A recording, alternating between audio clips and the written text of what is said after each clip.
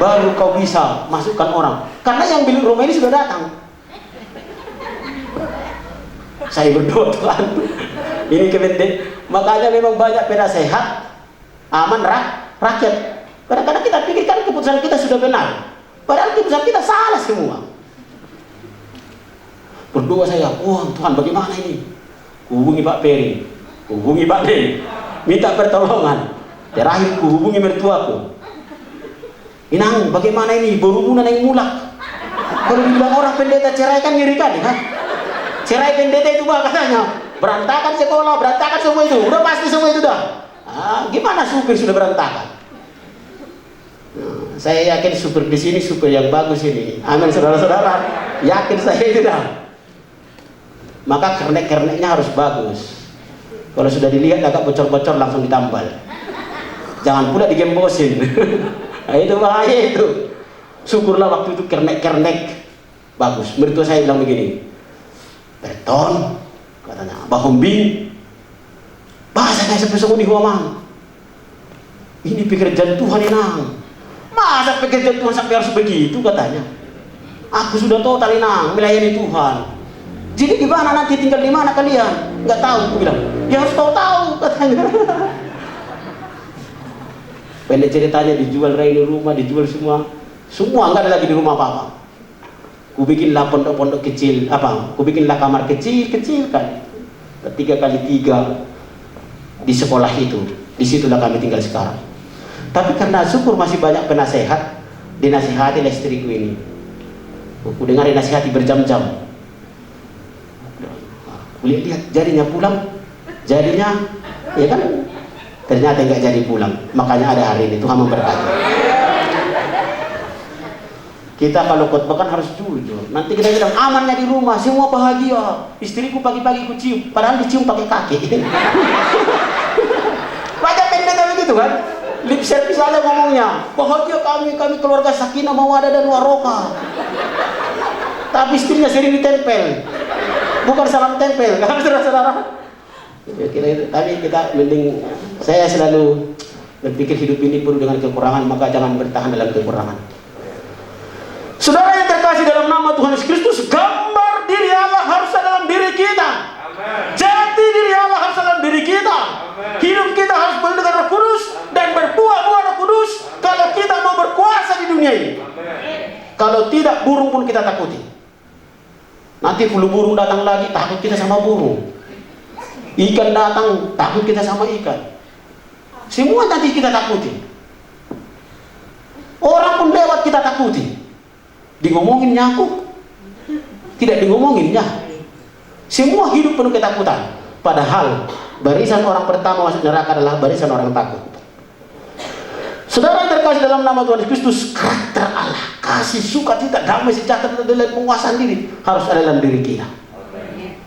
Yang kedua, dari nats ini, nanti lihat di Galatia 5 ayat 22 sampai 23 ya, tentang buah Roh Kudus.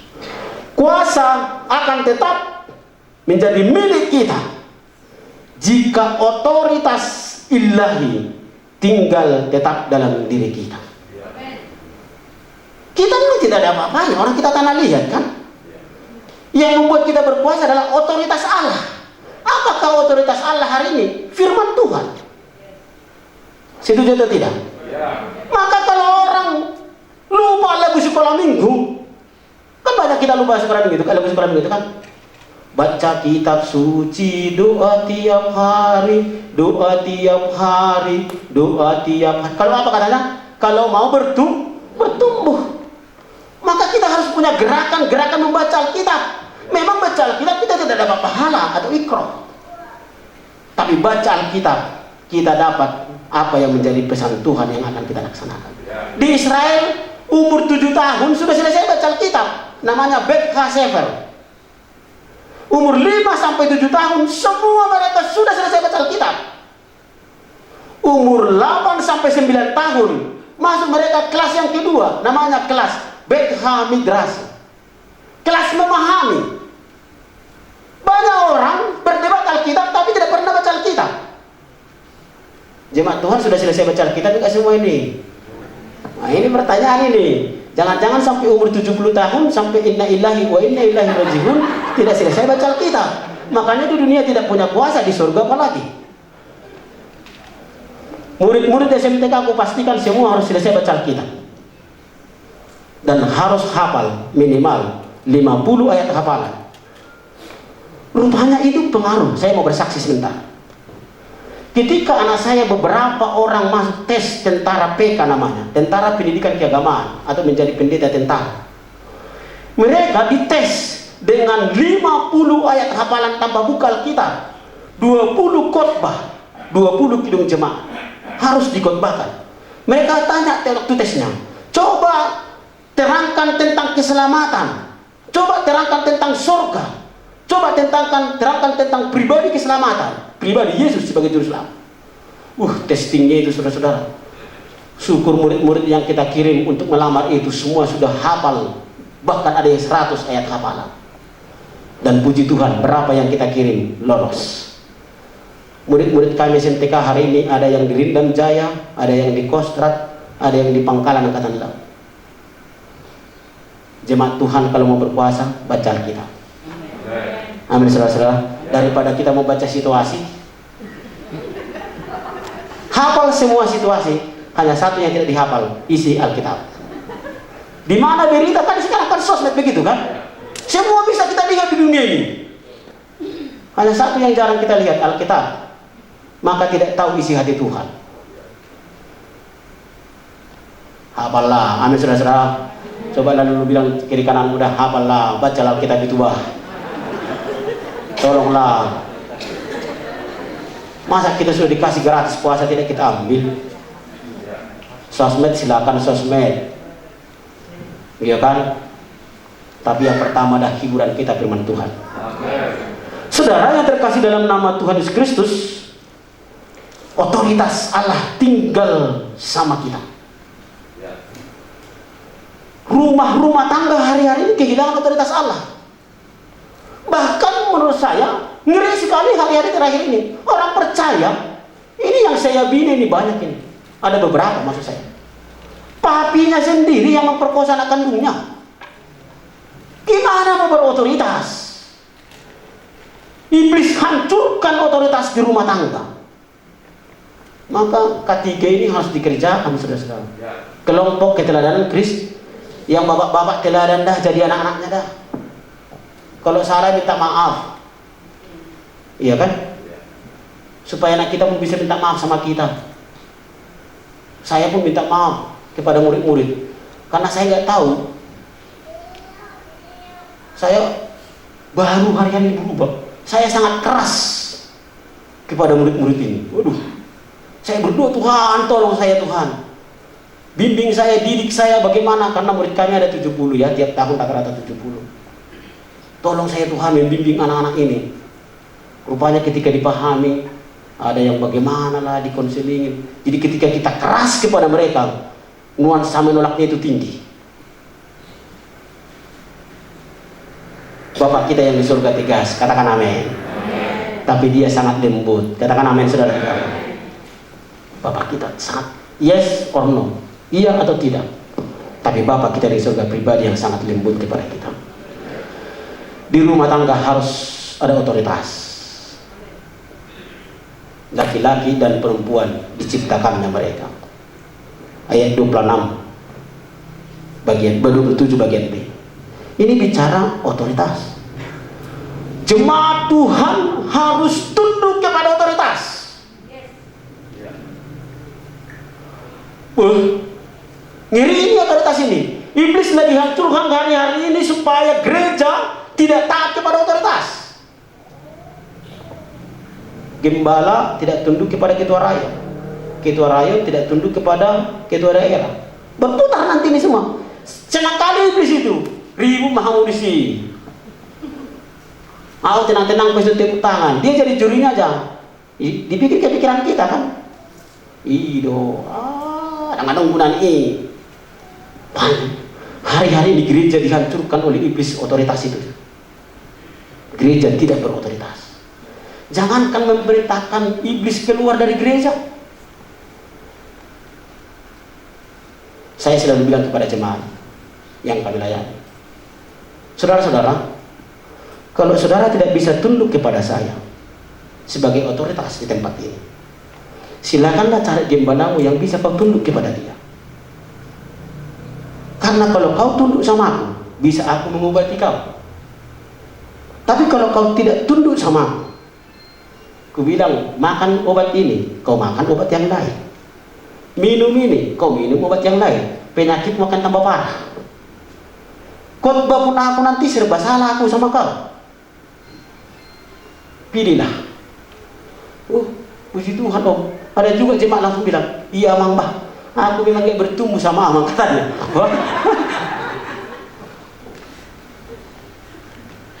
Betul ini. Dan orang ini orang yang paling dekat dengan aku. Kalau saya pergi kemana-mana, dia yang khotbah. Sekarang dia pindah. Ku khotbahkan begitu. Karena saya tidak mau orang yang di tempatku, orang-orang yang tindak tunduk otoritasnya. Pahit memang. Kalau ada tamu selalu makan di rumahnya. Dia yang menjamu semua. Aku kan tinggal di Pandan. Pandan dengan gerejaku ada 1,5 jam lebih. Kurang lebih 1,5 jam. Tapi ketika khotbah tentang tunduk otoritas, dia bilang, "Dang boy memang taat ke bikin balat tahun." Saya dengar cerita itu. Memang apakah kau harus mengatur aku? Atau aku yang mengatur kau? Kira-kira begitu. Saudara-saudara, jemaat di tempat ini harus menjadi otoritas di rumah tangga masing-masing. Lindungi anak, cucu dan menantu. Kalau kau sebagai seorang kakek dan bapak, selamatkan mereka, wariskan iman kepada mereka, dan pastikan jemaat-jemaat yang ada di tempat ini adalah jemaat-jemaat yang tunduk otoritas. Amin, saudara-saudara. Pahit berotoritas ini. Tidak semua kita bisa pahami isi hatinya. Saya pun paham persis itu. Ngirinya kadang-kadang berotoritas ini. Kita udah pikirkan benar, kita laksanakan A, dia pikirkan C. Memindahkan dari A ke C, wah ngiri kali itu. Tapi apapun ceritanya, kalau kita memang sebagai orang yang mau berkuasa, tunduk kepada otoritas. Saudara-saudara, Hawa kehilangan otoritas karena dia cari otoritas yang lain.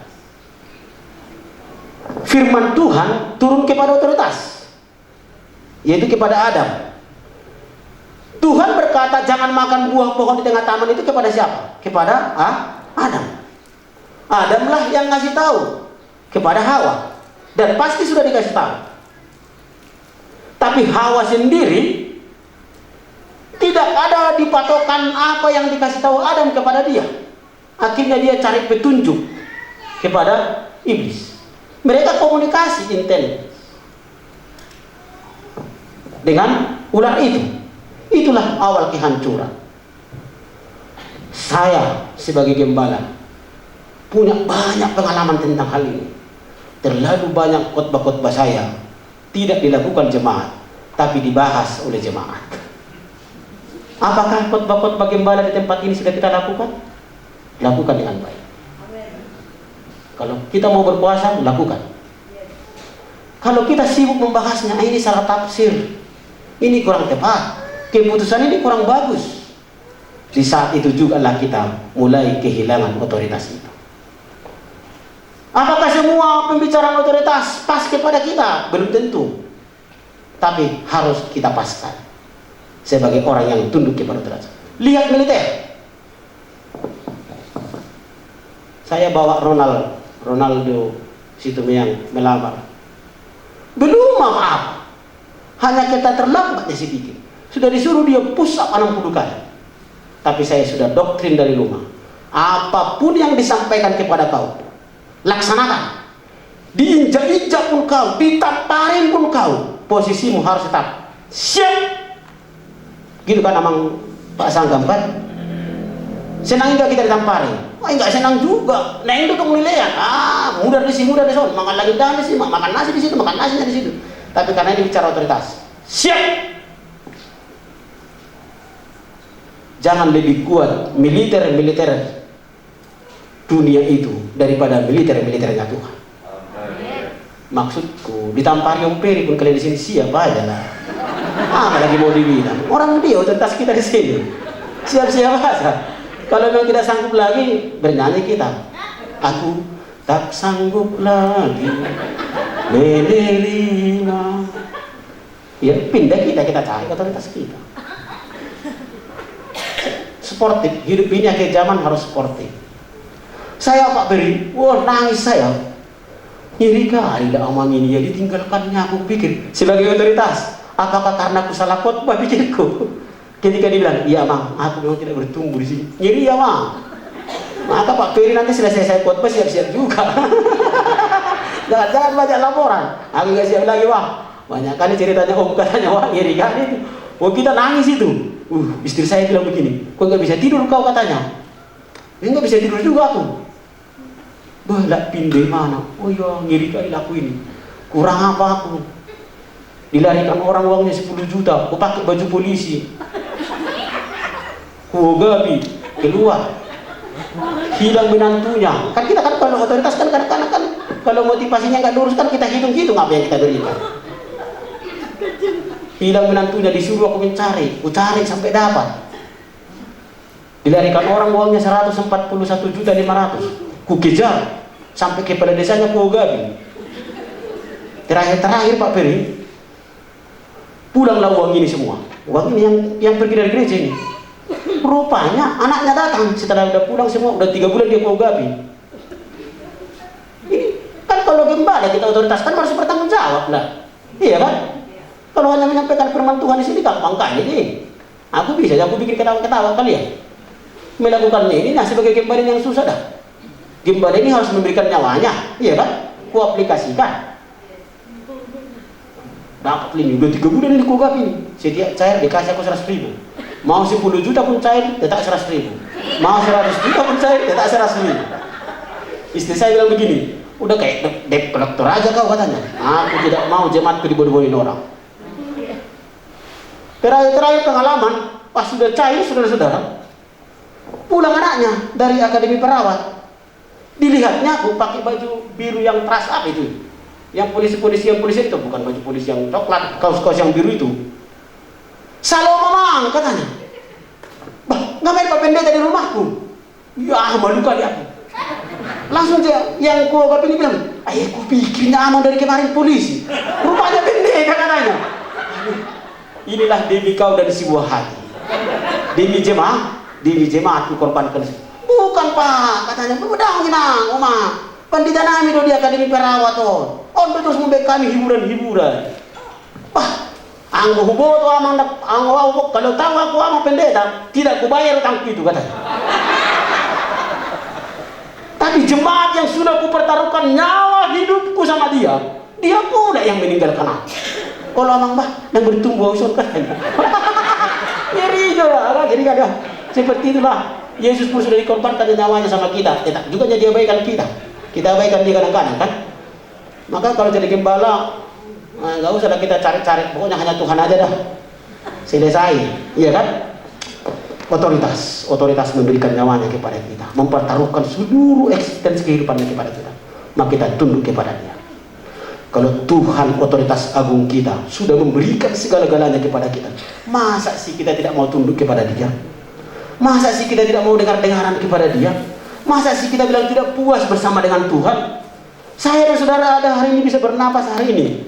Apakah itu bukan karena Tuhan? Bukankah kita lihat seringkali seperti di kampung kami, hiu-hiu muncul tiap hari, bahkan per 15 menit. Kalau hari ini saya dan saudara masih bisa bernapas, itu karena Tuhan. Masa sih kita tidak mau melakukan apa yang dikatakannya? Bukankah Tuhan adalah otoritas utama kita? Apa yang dikatakannya, lakukan. Saudara, kalau kita mau tunduk akan otoritas kita, kuasa akan tetap tinggal dalam diri kita. Terakhir, di sini 10 menit lagi ya. Baik. Karena kalau di sekolah pun sehebat-hebatnya pun kita menjelaskan, kalau sudah dibunyikan bel, kita harus turun. Iya kan? Jangan pula rocos kita sama dengan tidak tunduk otoritas itu. Kalau sudah bunyi bel, turun. Saya nanti dibelkan aja. Kalau sudah, turun. Saudara, yang ketiga dan yang terakhir. Ini yang paling penting ini. Ini seringkali lupa kita ini. Terakhir, ayat 26. Saya akan bacakan bagi saudara. Ayat 28, maksud saya. Kejadian pasal 1 ayat 28. Allah memberkati mereka. Lalu Allah berfirman kepada mereka, beranak cuculah dan bertambah banyak.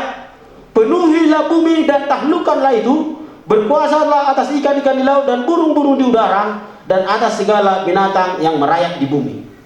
Dengarkan bagus-bagus ayat 28 bagian A-nya. Allah memberkati mereka, diberkati saya dan saudara. Lalu berfirman kepada kita, beranak cuculah. Ini bicara fokus kita, fokus utama kita menjadi orang yang percaya adalah jiwa-jiwa. Katakan amin. Jangan fokusnya burung, saudara-saudara. Jangan fokusnya ikan. Jangan terlalu sibuk bikin sarang walet sehingga lupa bikin sarang Tuhan atau gereja Tuhan. Gereja fokus utamanya bukan kekayaan, bukan fasilitas, walaupun fasilitas sangat perlu sekali. Fokus utama kita adalah jiwa-jiwa. Berapapun harganya, pasti kita bayar. Seberapapun tenaga kita, harus kita pertaruhkan. Saudara-saudara, kalau fokus kita tidak lagi jiwa-jiwa, saudara-saudara, wih, saya banyak sekali pengalaman tentang gereja-gereja, berantem lah, selesai di pengadilan lah. Waduh, ada bahkan ketua sinode yang dipenjarakan lah sama anggota-anggotanya. Kenapa saudara-saudara? Fokus beralih dari jiwa-jiwa menjadi harta. Seakan-akan sukses itu ketika semua mentereng, rumah bagus, gereja besar, fasilitas hebat, tapi jiwa-jiwa terabaikan. Saudara-saudara, hartamu untuk jiwa-jiwa. Katakan amin. Hartanya Pak Peri semua untuk jiwa-jiwa. Amin, saudara-saudara. Harta jemaat semua harus untuk jiwa-jiwa. Hartanya Om Tan kan sudah dikasih kepada semua jiwa-jiwa. Ini agak saya buka rahasianya sedikit ini. Pas kami kemarin pertemuan. Ini rahasia besar sebenarnya. Tapi saya risih telinga saya mendengarkan. Akhirnya kubukakan. Suatu ketika orang kan selalu bersaksi anak Siapin. Kami berangkat dari Siapin tidak dikasih apa-apa, tapi kami berjuang dengan darah dan titik darah terakhir. Sepertinya rohani sekali. Tapi suatu ketika waktu saya masih di sini, almarhum Tante Anet bilang sama saya, Ber, nanti kalau kau pulang dari gereja, Biston, mampir ke toko.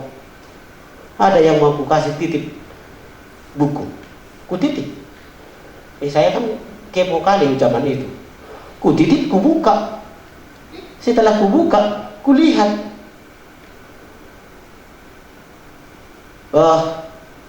Dana yang dikasih kepada pendeta ini yang merintis di sini sekian. Dana yang dikasih, tebal ini bukunya. Wih. Maka pendeta ini ketika bilang kami berangkat dari Siapin, tidak dikasih apa-apa. Pas di lapangan langsung saya sekam. Sama bapak dikasih satu Vespa. Maka berdoa dan minta maaf karena kamu sudah dikasih lebih. Iya Pak, katanya. Kakak kasih datanya. Aku kulihat namanya, tanggal berapa pun kulihat. Saudara-saudara yang terkasih dalam nama Tuhan Yesus Kristus, kalau beliau pun sudah kasih segala-galanya kepada kita, harusnya saya dan saudara pun kasih segala-galanya kepada Tuhan. Bukankah Tuhan sudah kasih segala-galanya demi jiwa-jiwa? Tuhan sampai mati di kayu salib, dicambuk, dia bercucuran darah, bukan karena demi jiwa-jiwa, saudara-saudara. Kenapa fokus kita hari-hari ini beralih, saudara-saudara? Kita timbun harta kita banyak-banyak, lupa kita bahwa jiwa-jiwa membutuhkan.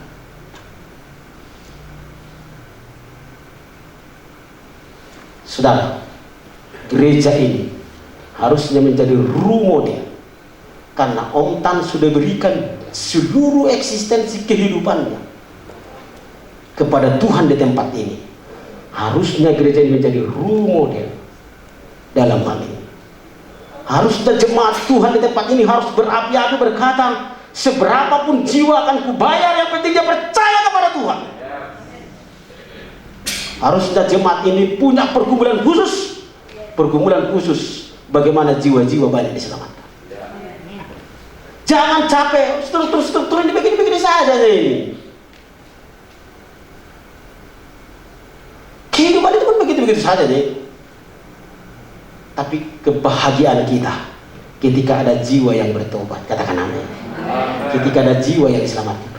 Tuhan berkata, ketika Tuhan berfirman kepada mereka, memberkati mereka, yang pertama, beranak cuculah, bertambah banyaklah, penuhilah bumi. Maka gereja ini harus mendengar jiwa-jiwa. Maka jemaat Tuhan harus punya komitmen satu persatu. Tahun ini berapa mau menyelamatkan jiwa, mau dibawa kepada Tuhan. Jangan 24 jam pikiran kita hanya memikirkan untung rugi di dunia ini, memikirkan bagaimana kita dapat segala-galanya di dunia ini. Apalah artinya kau miliki seluruh dunia ini? Saudara-saudara, kalau binasa jiwamu, Matius pasal 16 ayat 26 dalam terjemahan lama, apa untungnya kau memiliki seisi dunia jika jiwamu binasa? Maka kita saudara-saudara mulai hal ini harus sama-sama berubah dan bertobat. Kita miliki seluruh dunia ini karena kita cinta jiwa-jiwa. Dibalikkan saudara-saudara, Tuhan memang kasih semua ini. Orang Tuhan berfirmanlah Tuhan Allah memberkati mereka, beranak cucu dan bertambah banyaklah, penuhilah bumi dan berkuasalah. Artinya ketika kita fokus kepada jiwa-jiwa, fokus kepada penyelamatan kepada Tuhan, maka Tuhan akan berikan segala-galanya kepada kita. Katakan amin. Carilah dahulu kerajaan Allah dan kebenarannya, semuanya ditambahkannya. Jangan semuanya kita cari, kerajaan Allah yang kita abaikan. Saudara, mari kita sama-sama bangkit berdiri. Saya rindu jemaat Tuhan di tempat ini, khusus yang ketiga ini, harus punya komitmen mulai hari ini. Jiwa siapa yang harus kita selamatkan? Adakah anak-anak kita yang belum sungguh-sungguh bertuhan? Adakah suami kita, istri kita yang belum sungguh-sungguh bertuhan? Adakah handai tolan famili, tetangga, kerabat kita yang belum sungguh-sungguh bertuhan? Selamatkan mereka sebelum iblis menyelamatkan mereka. Kurata karala basandi dikira mana? Kuri dikira karala nama sandi dikira kata-kata. Yesus kurabata saya kira ilo dibina istai. Ispai dikira kailo fai nice. Saya dibina kailo malis. Tuhan, banyak jiwa yang tertawan, banyak jiwa yang terbelenggu Tuhan, banyak jiwa yang terikat. Kami ada untuk mereka Tuhan. Kurana mana sandi dikira nama.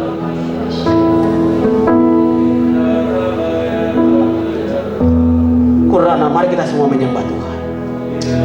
Kurana nama sandi dikira. Kurata karala sandi dikira nama ispi dikira nama basanta. Haleluya, angkat pujian ini kepada Tuhan. Singer sang leader, angkat pujian ini. Kita menyembah Tuhan, tenggelam dalam hadirat Tuhan.